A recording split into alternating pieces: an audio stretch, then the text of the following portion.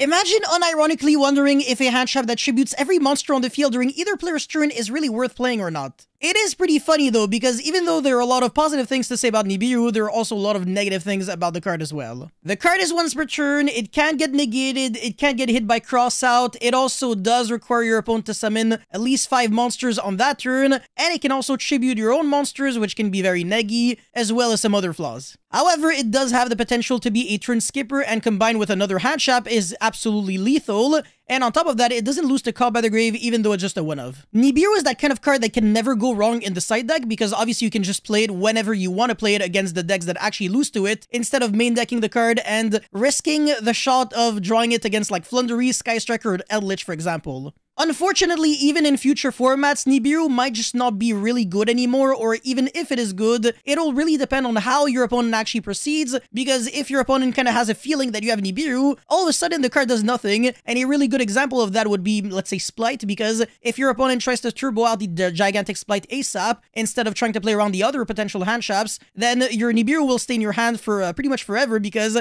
obviously after the effect of Gigantic Splight resolves, neither player can summon monsters except level, rank, or link to monsters. So the timing is actually extremely crucial, because if you Nibiru way too early, then you can actually miss out on a lot of potential, but if you Nibiru way too late, then you can make your opponent generate so many resources that your Nibiru might just not be enough anymore. And sometimes Nibiru can almost help your opponent, for example, against Tier Elements. If they have a bunch of Tier Elements monsters on the field, and you tribute all of them, they will all trigger their effects, but at the same time, this is kind of obscure and will not come up super often. If your opponent summons Winda in, let's say, Tier Elements by using the Tier Elements monster effects, then you can't really Nibiru, because that would be 2 separate summons, but at the same time, your opponent can't really further extend past that. I will, however, admit that Nibiru is actually an extremely huge blowout against Exorcister, because it really does prevent your opponent from getting into Magnifica, but at the same time, if your opponent could actually go into Michaelis first and search the Vadis, and then use it on your own turn when you try to interact with the grave, you know, they can summon double rank 4 on your ass, and that's actually really dangerous. So yeah, Nibiru is that kind of card that really can range anywhere between absolute dog shit to extremely unfair.